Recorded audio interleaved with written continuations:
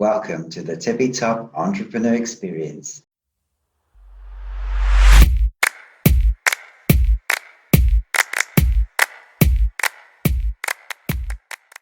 Great. Anthony Rose, great to have you on the show today. Hi, thank you for having me. I'm looking forward to this.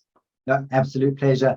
And thanks for joining us. And just for the listeners out there, Anthony and I go back quite a way, back to 2017 to actually the one of the early stages of SeedLegals. We met at Tech Day, I believe. Just it was close to the Shard, wasn't it? In 2017. Can't believe it. So long. Exactly. And of course, the South African accent in common as well. There you go. Exactly. And we certainly created a strong bond from the get-go. And it's really been such a pleasure seeing your journey. And, everyone, if you're anyone in the founder, VC space, knows about SeedLegals, has heard of Anthony Rose. So again, very delighted. Now, Anthony, do you want to talk us through your journey to date, how you got here, and a little bit about SeedLegals, and then we'll dive into the Q&A. So yes, I'm Anthony. I'm founder and CEO at SeedLegals. Years ago, I used to head up BBC iPlayer. After the VB, I built a startup, sold it, invested in a couple, got tired of paying lawyers to do the legals, thought no more about it, and then at a party met my co-founder, Laurent Laffy. He was an ex-VC and serial angel investor, and he too had enough of slow deals, and we got together, bonded, and decided to change that. And so we, back in 2016, met at this party and then launched the product actually about 6 months later. It was remarkably soon when I look back. And we're now about 130 people at SeedLegals. About 1 in 6 of all early stage UK funding rounds is on SeedLegals. We're also in France, Singapore, Hong Kong, and Ireland, and looking to double again this year. So, and of course, now everyone's working remotely, so everything's different, which is one of those fun challenges. So SeedLegals is the one-stop platform. We like to think it as the operating system for your business, whether you're hiring people, need to do an NDA, manage your cap table, share options for your team. Fundraising is probably what people most know us for. There's now a platform. So on a rainy Sunday afternoon, when you find an investor, you can just get on a platform and close their investment. Amazing. And you have a background in law, don't you? No, in fact, people assume that I'm the lawyer, but I think there's a big advantage to being not from the domain that you're in. So, Elon Musk doesn't come from the car business. So I think what's interesting is many legal tech companies, and there are quite a few, are usually started by disaffected lawyers who want to improve efficiency for law firms. But I'm a tech product guy. I mean, previously it was iPlayer, and then before that was music and social networks and so on. So for me, I think what I learned when we started SeedLegals, I thought people were after legals, but actually no one really wakes up in the morning going, I'm looking for a legal agreement. They're all looking to, I need to hire somebody, I need to get investment, I need to give some options to my team. And so actually, I've learned that what you want to do, and it sounds trite, which is to provide a solution. And a solution is data, what would everyone do? And it's market information, what's market, and it's talking to a human. Oh, you should do this, and no, these investors are crazy. You should push back on that. There's no way. And then, oh, by the way, the platform builds the legals as well. But the legals are almost a byproduct, an artifact of the main set of help to solve your problem. Yeah, no, well said. That's good. Some good sales training. Sell the destination, not the journey. And as James Newell said from Clear Sales Message, he said, everyone buys a holiday, no one buys a plane seat. So there it is. You've seen it again. Superb. Okay, great. So Anthony and I have put together a pretty robust list of questions here. So our 3 main topics for today are, first of all, building a product that people want. Which we often, second highest reason for startup failure according to CB Insights. So I know we got on about it quite a lot, but clearly it's very important. Topic number 2 is about empowering founders. And then topic number 3, the art of the pitch. And there's clearly a lot to it. So diving straight in with question bank number 1, building a product that people want. Now, Anthony, you mentioned that most founders don't validate their product properly. You want to talk us a bit through that? Yeah, so, you're a founder and you've got this idea and there's some passion point burning in you. You go for a run, you've had this idea, there's something bugging you in life. And eventually you want to give up your day job and build a startup around it. And your perception is that everyone wants what you are going to build. And the hard part is building it. And so you set about, you find some people to help build it, and then you raise money, and then you hire more people and you get them to give up their day jobs and follow you as the leader into the desert. And then one day it's built and you launch it and nobody comes. And then you wake up in this cold sweat, this panic that actually everything you've done, it's like nobody wants. And it's a terrible thing to think about. So the problem is that people perceive the problem is to build it, but actually the real problem is that people need to want it. And so what you need to do is you need to put a lot more effort into validating that people really want it before you get started.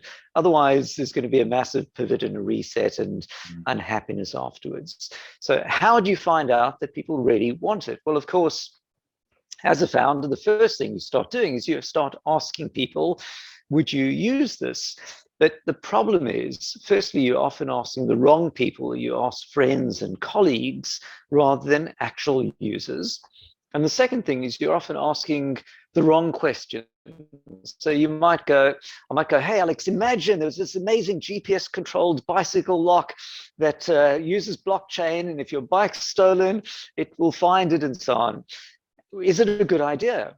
And of course, you're going to tell me it's a good idea because it was put so passionately and eloquently, you can't say anything but. You also don't want to offend a friend of yours, so you're going to say yes. And then I'll embark for the next year building it, and turns out actually there's no real need. And what I should have done is gone and found out actual potential users of such a product. And instead of asking them, is it a good idea? I should have asked them, have you ever looked for one of these before? How much would you pay for it? Have you tried any others? And if the person's never looked for something, of course, there's a chance it's revolutionary and groundbreaking, but more likely, it's actually not a real need. And if they tell you, yes, I bought 3 of them and they're way too expensive, 2 broke and 1 doesn't work, then you've got a technical opportunity or a pricing opportunity. So finding out from real users. And here, my top tip is a book called The Mom Test. And you can get it on Amazon for like £10 or something. And it's called The Mom Test because people will often ask their mother, is it a good idea? And your mother will have no idea what a blockchain-enabled GPS-powered bicycle lock is with Wi-Fi. And she'll say, my son is such a clever boy. Of course it's a good idea. But it's the wrong question and the wrong person. And then you get the wrong answer. And a year later, you realize, actually, it wasn't a good idea. So do the work really upfront so that you can be way more confident that when you build it, you will have real users wanting it afterwards. Yeah, very well put, and good story. And I love the mom test. And yeah. And on that, so and actually the way I think about it is, kind of calibrating the compass of, for a ship, and you're going to send it off in a certain direction. And that first piece is so much more important than building the ship and sending it down, because once the steam's going and it's on a trajectory, if you miss it by an inch, or a couple of degrees, you're going to be completely way off course. So spend the time actually calibrating your startup compass, as it were. And speaking of that, let's assume you validate the product, and there are arm's length people that are telling you, yes, I've looked for it and there's nothing else there. And you start building it and you form a team, and your team start giving you advice. Why is that dangerous? Who should you rather be focusing on? So I think, going on now, you've hopefully validated it. Now, of course, you've got the next level of detail, which is a lot of product level decisions. And here you might start looking to your team members, should I use this style menu structure or should I use that? And sometimes your team are representative of the actual audience. If your audience are software developers, your team are a great proxy for it. But if you're doing wills for older audience, then your 30-something devs may be completely wrong. They don't know what type of mobile phones, or are they on mobile phones, or are they on desktop machines? You know, it may turn out that your audience, your users, are thinking quite differently to you. So you shouldn't listen to what your team members say. You should go out and find what the real audience is doing. And I call this customer-driven development. I mean, it's not just my word, which is finding customers and pivoting your whole business around talking to customers. And that's one of the things I love at SeedLegals, which is our customers interact with us on web chat. So our support team get on web chat, and everyone in the company can see, you know, we're relevant, the web chats. But when our support team needs some help, they will then escalate it into one of several Slack channels, one of them around product support, one about legals, one of them about other, you know, more experienced tech members or support members who need next level support. So I, as the CEO, can see that. And then the team essentially hub around what customers are wanting. And then if people have difficulty using some part of the product, our CTO will see it. We don't need to raise a ticket. And so, you know, I don't know where to do a share certificate. Great, let's fix that. So if you can have your whole company, including the back-end software developers who would otherwise never talk to another human, all fixated around providing that awesome customer experience. And you can even get started, of course, before you've got customers with prototype testing and so on. And really where I'm going with all of this is too many founders and indeed teams get into the sort of island mentality where there you are building something and you have a website and people go on the website and do stuff, but it's quite remote. And if you can bring the two together, and often something like a web chat on your website will bridge the gap between developers not talking to another human in the world building stuff and people interacting with it and not being able to feed back. So that focus relentlessly on what your customers are doing, how they're using it, and how you can improve it, I think is really important. No, great. And how do you align that with the fact that some customers will say that they want faster horses, or they'll want this bit of customization, and you end up, you know, shaping your product in a weird way to suit all the customers, and you lose focus on that North Star metric and where you want to go as a company? How do you get that balance right? That is a great question. And I used to joke about it with my team back in my previous startups when you're in the social networking space. And you'd start with some proposition that was really differentiated. And then customers would keep asking you for features that if you add all the features, you'd essentially be making another Facebook. But you didn't want another Facebook. So going that route would have been a disaster. So I think by the way, I'll start by saying I don't claim to have the solution.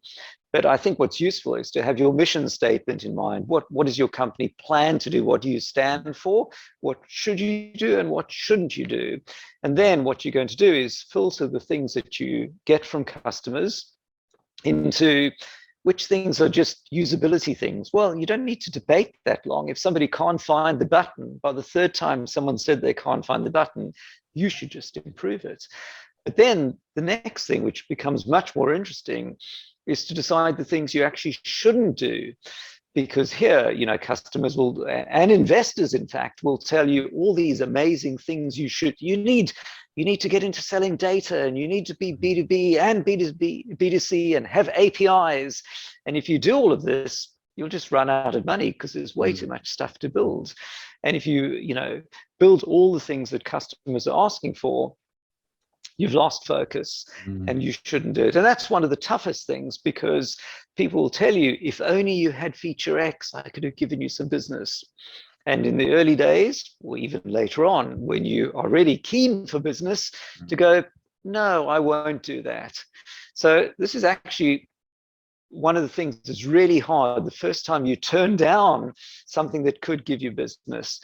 But now actually, with the benefit of hindsight, I actually quite like the mental discipline of being able to go, no, we're not going to do that. And not doing it is often much more important than doing it. So for example, at SeedLegals, I'll have sometimes potential partners going, we'd love to white label your platform and build it into our products. And a few startups ago, I went down the white label route, and I discovered the way your team work when you're building a consumer product is very different than when you're building a B2B product. With consumers, it's about moving fast, breaking things, fix things, have an idea, ship it, doesn't work, kill it. Whereas when you're in the B2B space, it's about partners telling you what they want, you build it, and they don't like it when you change your mind. So you become schizophrenic as a team. So I've learned when somebody says, I'd love to white label, I can now quite quickly go, no, we're just not going to do that. Not because I don't like you or because I've made a peremptory decision, but for the last decade of my startup experience, I've realized it's not a good thing to do. And it now takes a lot of pain out of a convoluted decision making each time. It was a big rant on white labeling, but yes. That's great. Now I wrote down something, that your mission statement is your yardstick. And there's a very famous saying that strategy is about what you're not going to do as opposed to what you are going to do, because you'll have so many conflicting priorities. And you need that as a disciplined decision-making tool that everyone in the company subscribes to. That's great. Now, I want to move on to empowering founders, a topic that you and I are both equally passionate about, or we can debate that. But in terms of funding, VCs used to be the only game in town, but now it's changed. Tell us a bit more. Yeah, so actually, venture capital is reasonably new. Once upon a time, you'd have to go to the bank and borrow money. And the bank would only lend you money when you had a business that was making revenue. So you sold cheese, and then you would go off into the bank and borrow money, and you'd buy more cheese and sell it and pay the bank back. But that doesn't work for startups, which are capital intensive, may have a huge valuation return on capital, but it may also go nowhere. So if the bank's charging you 5 or 8 or 10% interest, that means they have to have a 90% plus chance they're going to get their money back. But many startups fail. So borrowing money doesn't work. So the next thing then was a VC. And a VC would go, great, I'll invest in your company once you're doing £1 million or several £1 million a year in revenue, and you've got a growing business with traction and customers, which is great. But how do you get there? Because if you didn't have any revenue or customers, the VC will say, come back later. They'll say, I love what you're doing, come back later, which then leaves you still stuck. And of course, also with the VC, because they'd be investing larger amounts, they'd spend fortunes on lawyers, and they would set preference shares with anti-dilution and a return of capital and investor consent rights. So they're very investor-friendly, founder-unfriendly deal terms.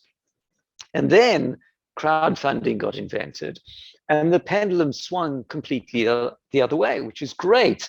If you can work the crowd, you can raise from hundreds or thousands of investors investing £100 or a bit more each, and they would get, as a result, because their investment is the size of a nice dinner, they would get no investor consent rights, no voting rights, no protections. Why? Because it's a few £100 investment, that's just fine. But that means you have to work the crowd. And for some things, if you're a brewery, that might be great. But other ones, if you're an AI data platform, you're kind of the introvert that's not going to work the crowd. So I think the pendulum has now swung to the space in the middle, which is what I call the pro crowd, which is in the UK leveraging SEIS and EIS tax incentives and getting a dozen or a few dozen investors for £5,000 to £50,000 each. And that means that you get a small group of passionate investors, often individuals, coming in early, and they're not going to get the consent rights and complex things of a later stage fund. But of course, they're more sophisticated than someone putting in £100, and you'll have the legals around that. So that's, and now, because an investor investing £10,000 is not going to want to spend £5,000 on legal fees, they're going to look to the company and the founders to produce the deal documents. So in this new world, instead of the investors sending you their hundreds of pages of legals, the founders now go, wait, I'm empowered. I'm going to run my round. I'm going to create the term sheet, send it out to investors, get their funds, tell them the deal terms I want, and then look at data to see what's market, to see what I should offer, so that I can talk to them sensibly. And when they say, have you got, are you offering drag along? I don't look at them like a deer in the headlights going, I have no idea what you're talking about. You go, drag along, yes, 75%. And then they know not to bullshit you because you know what you're talking about. Oh, great. So do you think it's got to the optimal point, or do you think there's still some, more innovation that could be unveiled in terms of the funding landscape? So a great point. And I joke that at SeedLegals, last year or 2 years ago, my goal was to help you do a funding round. And now my goal is to help you not do a funding round. So what do I mean by that? Well, once upon a time, because it was very slow and expensive to do a funding round, you have to spend ages finding investors. Then you line them all up to get on the bus together, which is the term sheet. And then there's lots of due diligence. And you kind of get a one-time shot to get all the investors together to raise your £1 million or few £100,000. But the problem is this takes a long time, and you didn't literally need £500,000 in the bank today. If you just had 50,000 in the bank today, you could start hiring developers and get on with building things. So I've now seen the rise of what I call agile fundraising. And this means instead of just getting everyone together to do a funding round, you can start raising before the round using something known as an advanced subscription agreement on SeedLegals. We've branded it with our brand name. We call it a Seedfast.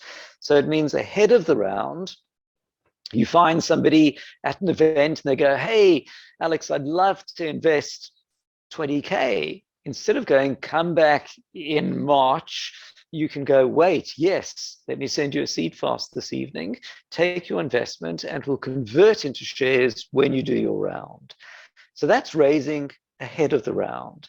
And then when you do a round, the other thing I notice is SeedLegals are people coming to us going, I'm looking to raise 300K, but I've got 200K lined up. What should I do? Do I do a smaller round and then I have to do it all again later? Or do I keep waiting to see if I can get more investors, but then I'll start losing some and actually I need the money.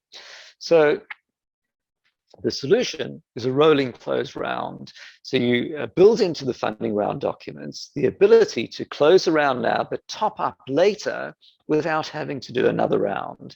And it's almost gamifying it. You say, hey, investors, give me the right to top up. And in return, I'll obey some rules like not doing a down round and limiting to a certain amount and so on. And we call that instant investment. So what we see now at SeedLegals, between raising before the round, doing the round and the top up afterwards, there's almost more money raised outside of a funding round than in the funding round. And I think it's really a game changer for the way founders are. And this is about empowering founders that you can actually get started way sooner than waiting for all the investors to come along. And by the way, from the investor angle, what's quite interesting is the investors, it's quite a slow process. But now I'm seeing that there's a lot of investor money often chasing hot startups, and investors are finding that they're getting forced out of rounds by other investors who are coming in faster. And I think the legends in this space are Tiger, SoftBank, and a few others. Tiger, by legend, will have a due diligence process of like 3 days instead of 3 months. So they get in there fast. And that means there are more and more investors starting to get into earlier stage funds, and also themselves saying, dude, send me a Seedfast so I can send you some money today. And that then gives them the right to have a foot in the door in the funding round later. So actually, it's quite interesting. When we started SeedLegals, I thought it was about pricing. Can we be cheaper? But actually, price is less an issue, or sometimes not an issue. And it's actually speed, which is often the issue. And I'm amused when I see with the investors almost sort of short-circuiting their own internal procedures to get a foot in the door sooner. Yeah, certainly that US culture is coming over as well and really smashing Exactly. the UK landscape. And the Exactly. change is frightening. They're talking about, 4-month rounds happening in 2 weeks. It's the waves of change are here, and you're only going to see more of that. And there are some VCs who are notorious for taking 6-8 months, and I think they know as well as everyone else their days are numbered. So it's a great time to be an entrepreneur, suffice to say. The other thing you spoke about was transparency on deal terms and the information asymmetry. Do you want to elaborate on that? Great point. So, once upon a time, of course, VCs who know this business, they've been doing it for years, they know all the deal terms, they know the tricks of the trade, and founders are a bit naive. So one of my missions at SeedLegals is to democratize and to use knowledge and data to help founders be empowered and to understand. And I think one of the problems is we started by thinking it's all about the legals. But actually, I've realized it's all about the commercials and almost the social engineering. So if an investor says, I want 25% equity, well, is that a lot or a little?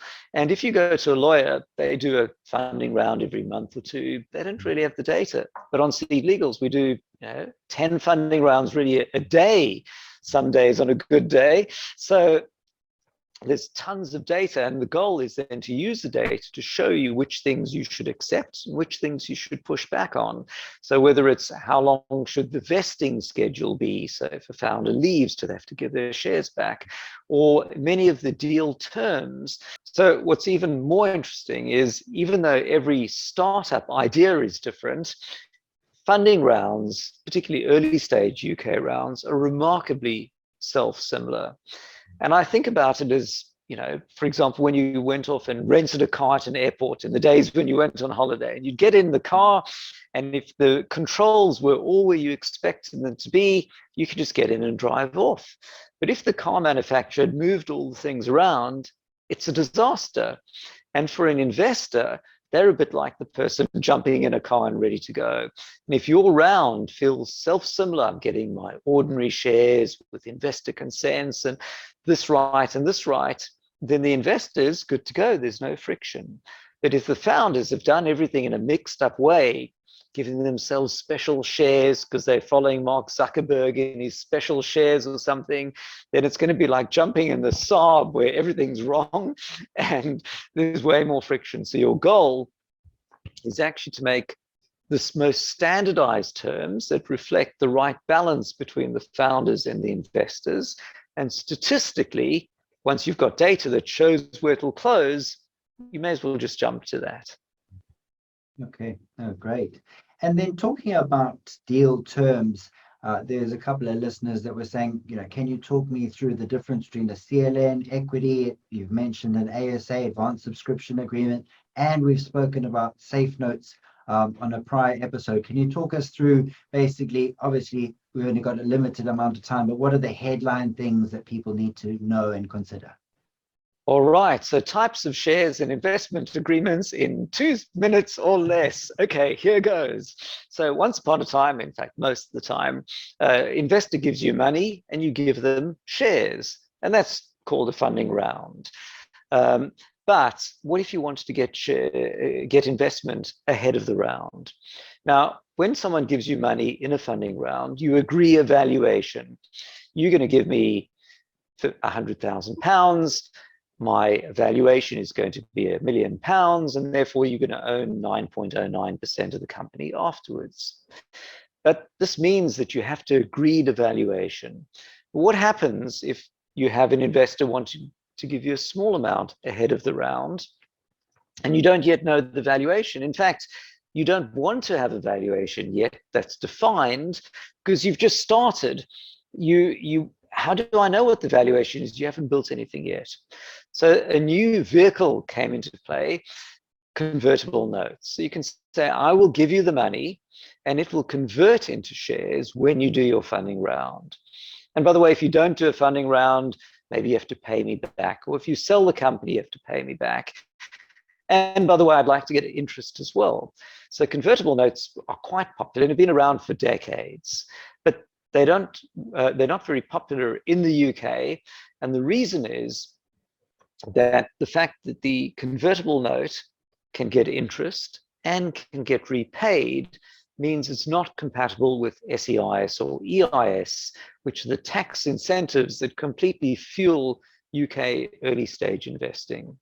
And in early stage funding rounds, I would say 80% of all the investment are from angel investors, people investing personally, getting their tax breaks. And a convertible note won't qualify. And we saw that with the Future Fund, where those investors couldn't get SEIS or EIS. And instead, a new concept got designed called an advanced subscription agreement, which is like a half of a convertible note. It says, I will give you my money and you will give me shares when you do your next funding round. And by the way, if you don't do a funding round within some number of months, typically 6 months, which is the minimum that HMRC, or the maximum HMRC allow for SEIS, then it will convert into shares anyway at a valuation we agree. So these advanced subscription agreements allow an investor to give you money ahead of a funding round. You can then defer having to decide the valuation till later. They're extremely simple and easy to create agreements, almost like an IOU for shares. And on SeedLegals, we've branded it and automated, and we call that a Seedfast.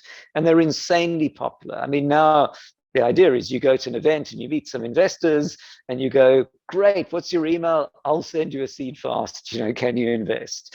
And so that was your 101 on issuing shares versus issuing an advanced subscription agreement, often known as an ASA or Seedfast.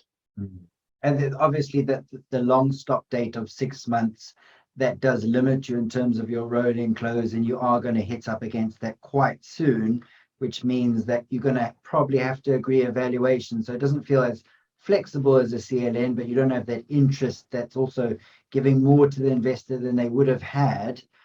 In terms of which instrument would you recommend? Is it the ASA every day of the week, or is there something more grounded? Yeah, so let me explain. So let's say, Alex, you go, great, I'd like to invest 20K in your business, and you'll give me shares when you do your next round. So I'm going, great. And now I go off and look for a VC or investors to fill up my round. And firstly, these things often take longer than you expect. But secondly, if I've been successful at raising lots in these Seedfasts, then I don't need to do a funding round because I've got the money anyway. So months go by, and then the 6-month date hits. So HMRC have said the maximum time between an investment and giving shares is 6 months. Otherwise, we're going to call it a loan and the investor won't get SEIS. So the challenge is that 6-month date used to be 12 months. HMRC shortened it to 6 months. And is that long enough? So the answer is that if you design your Seedfast terms correctly, and you set that actually when 6 months hits, it's going to convert to what's called the long stop valuation. If you choose that wisely, actually, it doesn't really matter that it converted before the round or in the round, because you've got the right deal for both parties either way. So that's the important thing, is that when you think about creating this agreement, think about, if I do a funding round within 6 months, this will happen. And if I don't do a funding round in 6 months, actually, it should just work out fine either way, if you can think it through correctly. Right. And I'm going to challenge you quickly on this rolling close, because what a lot of institutions will say is that fundraising is incredibly distracting. You've got two founders, one runs a business, one does fundraising. And there's a risk that this person just could perpetually fundraises, and or the business doesn't raise enough to have a long enough cash runway and then runs out of cash and fails anyway. And that's why institutions will say, I want a minimum of 18 months visibility on runway. Revenue could go up, down, left, right, sideways. Costs will be a certainty and you will run out. Do you want to tell me through how investors might get comfortable with that and what the dynamics are for founders? That's a really great point. And in fact, the system I'm proposing of agile fundraising is the opposite of what investors historically wanted. So the problem that an investor has, and my business partner is an astute investor, and he knows the number one issue for him is that a founder will get on a call and say he's looking to raise £1 million, and he'll say, great, I'm in for 100K. And then the founders aren't able to find the rest of the money, and here's the only schmuck investing in the round. They've told him, we need £1 million to get to our next milestones. They haven't raised £1 million. So kind of by definition, they can't get to the next milestone. They've taken his money. So historically, investors have liked the idea that founders will set a target, spend time raising that, and then have enough money to continue growing. So they don't like the idea of drip funding. So I was aware that when we promoted agile investment on SeedLegals, we may get negative feedback from investors, but I wanted to take a negative and turn it into a positive. And I wanted to show founders that actually raising in dribs and drabs is not the failure to raise a complete funding round. In fact, it's to empower you so that you can raise before, during, and after a round. Because why should I have to wait many months to get everyone on the bus together when I just need some small amount now? The reality is two things. Number one, some investors are going to want the traditional way, and they're just going to go, I'd like to do a funding round, and we're all in or we're all out. But times change, and I think you can reset things and raise in a different way. And, you know, I would say our data shows that maybe 80% of investors are delighted to come in early with a Seedfast or do a rolling close, and some are sticklers for the old way. And you pick your battles, and if you've got a major investor that's insisting on a funding round, great, run with that. And if you've got investors that will come in early, run with that. But in all cases, what you don't want to be doing is, running close to the edge, that you're about to be out of money in the next 2 months forever, because you're just going to drive yourself insane. So you still want enough buffer in the bank, but it does mean that you can opportunistically raise when things are good, when an investor calls, when you meet someone at an event. And I think there's a huge net advantage. I like that. I think what you've said is great, not flying too close to the sun. And I think that the advice I always give entrepreneurs, entrepreneurs that I mentor, is if you want to be in the driving seat and you want to get the investors to do what you want them to do, it's a simple supply-demand equation. And you want more investors, more cash chasing the same amount of equity. And then people are going to want to pile in and get their money in, as you quite rightly said, rather than you having to chase them down. That's been hugely insightful. Now, I want to move on to question bank number 3, the art of the pitch. Now, you've seen a lot of pitches. You've obviously done some pitching yourself. Tell us about pitching to investors. What are your top tips? So I think many founders, and myself included, probably start off as sort of introverts. You might be a geek, a computer geek, or, doctor or something like that. And you're happy sitting in front of your computer doing stuff. And now you have to persuade investors to give you money. You have to persuade customers that they want what you've built, and you have to persuade people to join your mission and your team. And suddenly you're well outside of your comfort zone. And I see far too many founders doing pitches that are really terrible. So it's become a bit of a mission for me to help founders pitch better. And I've had my baptism of fire years ago when I was pitching in front of 3,000 people who were armed with ping pong guns and would shoot you if you went a second over your 3 minutes. And they had whoopee cushions to make fart noises if your presentation was boring. And I was demoing a 3D graphics thing on pre-release Intel hardware that crashed all the time. So it was immensely stressful, but I survived. And now I'd like to share some thoughts. So the first thing to keep in mind is you're always telling a story. And when I see founders kind of showing 50 slides and like they're going through them one after the other, like it's some kind of exercise or exam. No. What you want to do is you want to channel that in the next few minutes, and you're going to think about how much time you've got. I want to persuade somebody in the room or on this call that they're going to do something that I want them to do, which could be join my company, give me money, sell my product, whatever it might be.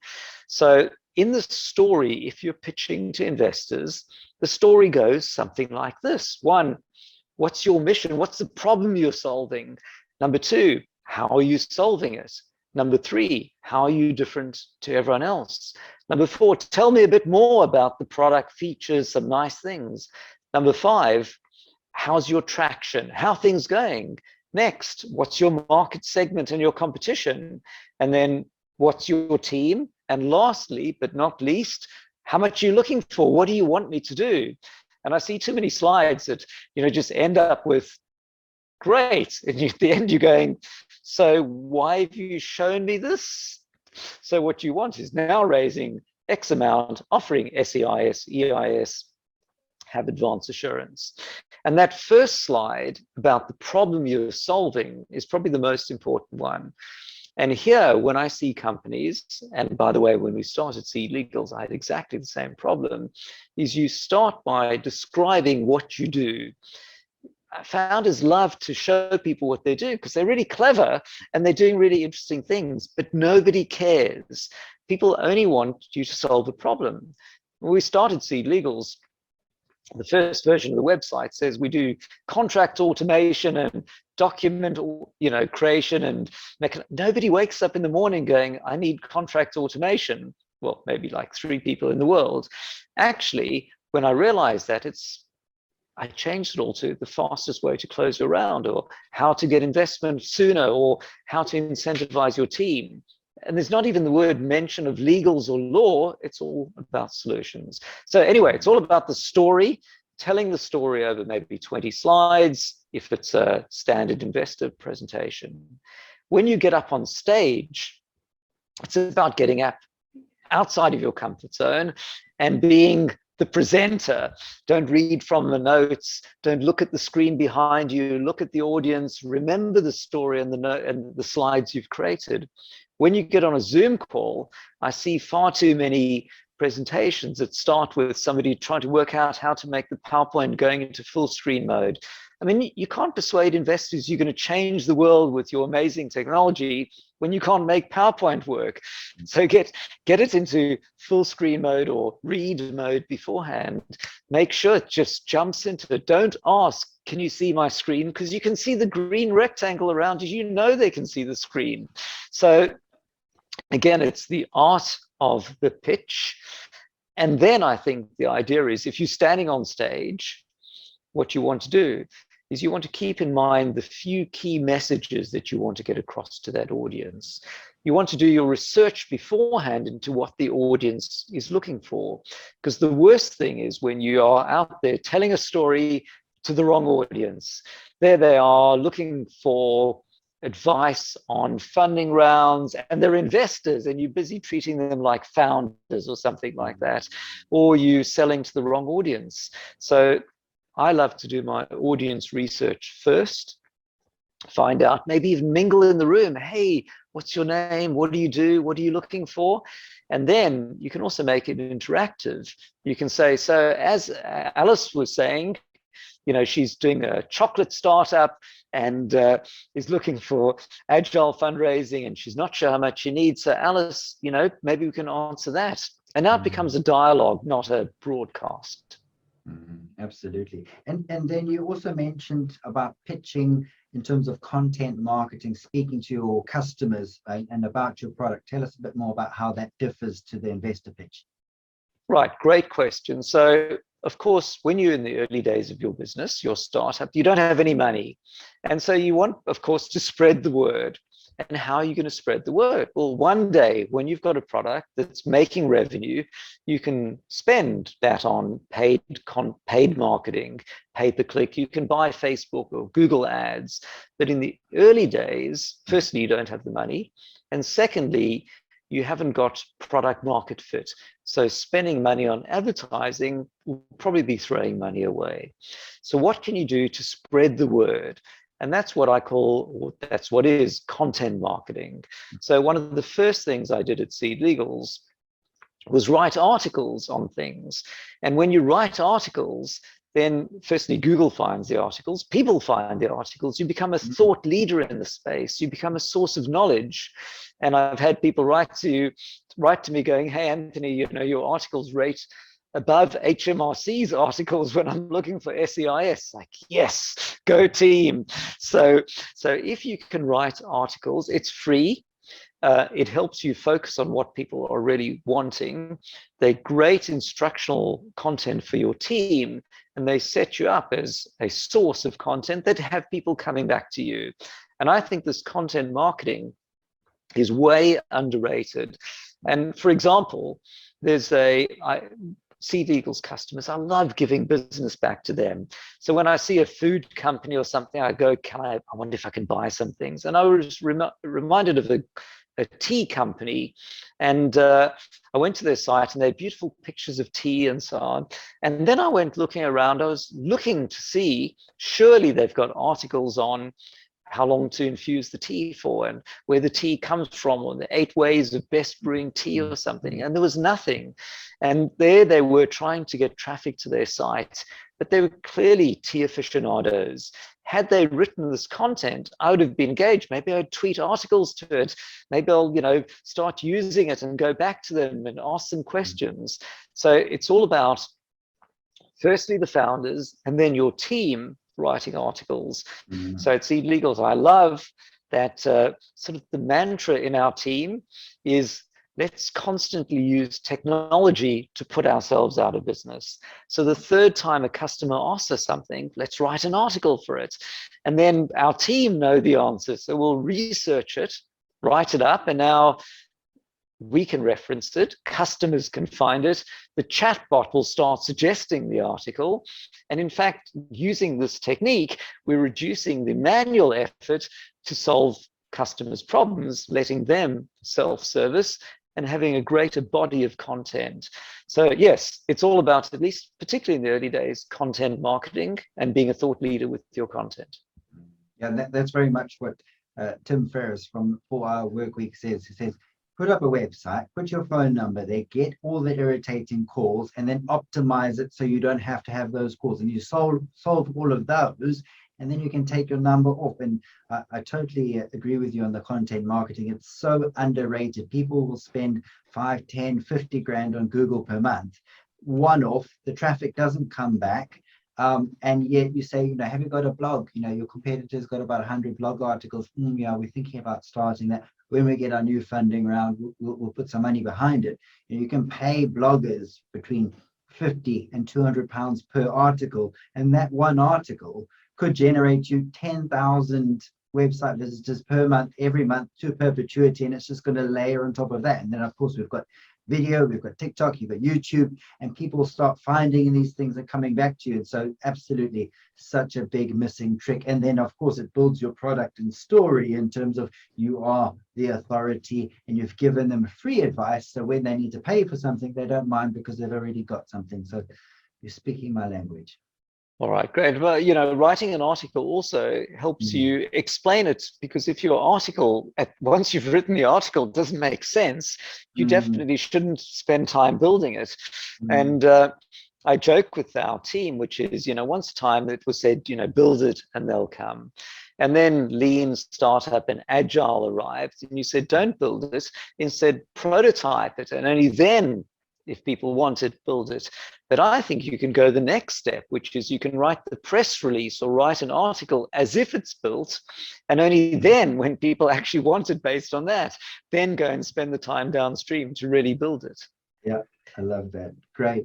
Okay, I'm going to wrap up by just summarizing, and then we'll come back to you. So going back to topic number 1, building a product that people want. When validating your product, ask your potential customers, even if that's your friends, have you ever searched for this before? Key distinction to would you buy this? 1.2 is listen to your customers, not your team, or get your team listening to your customers, then perhaps you can listen to them. And then in terms of keeping aligned and staying on mission, use your mission statement as a yardstick and a decision-making tool when customers ask you for features and say, no, we agreed, we're not going to build that, so I'm sorry, it's not personal. Topic number 2, empowering founders. So we're seeing the rise of agile funding rounds, for example, advanced subscription agreements and rolling closes. And obviously, Anthony's got a great product on SeedLegals on his website, so check that out.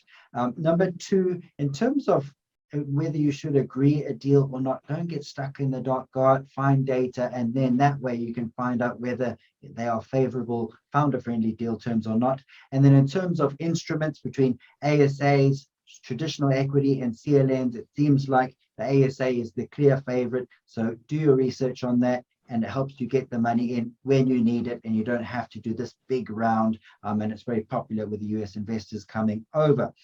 In terms of the art of the pitch, Anthony's been there, done it, and now giving back and paying it forward. Remember that the pitch is about telling a story to persuade an investor to do something. So don't take your eye off that, and there's all the mechanics in between, but realize where you're starting, tell them the journey you're going to go on, and make sure you close. When you're on stage, be a show person, engage with the audience, look at them. That's what they really want and what really works. And when you're online, don't lose your credibility by having tech issues. Practice beforehand, rehearse. It's so important to get those things right and have a polished pitch. And then, of course, when you're pitching to your audience, know who's in the audience. Spend time with them before, research them, mingle. It will make you more relaxed, and you'll probably deliver a message that's more relevant. And then in terms of your personal marketing strategy, in terms of pitching to your customers, get out there, do content marketing. It's going to drive traffic to your website, make you a thought leader, and definitely increase your sales. And it's just going to build over time. So thanks very much for all your insights there, Anthony. Is there anything else you want to add to that? That was a great summary, like everything in 2 minutes or less. So no, that was great. And I've hugely enjoyed this. I hope there's some valuable feedback. And if anyone's got a question, it's anthony@seedlegals.com. Feel free to drop me an email anytime. I'm a bit slow responding sometimes, but I hope to respond to everyone. You always respond to me. No, fabulous. Thanks again. That's all from me, and we'll speak soon. Thank you. That's all for this episode. Keep tuning in for more exclusive insights from seasoned investors, accomplished entrepreneurs, and professional service advisors. Follow the Tippy Top blog on all major social media platforms, including Twitter, TikTok, Insta, Facebook, or now Meta, LinkedIn, and of course, you can find me, Alexander Lee, on LinkedIn, and you can also check out my website, thetippytop.com. Until next time, keep pushing, and I'll see you at the Tippy Top.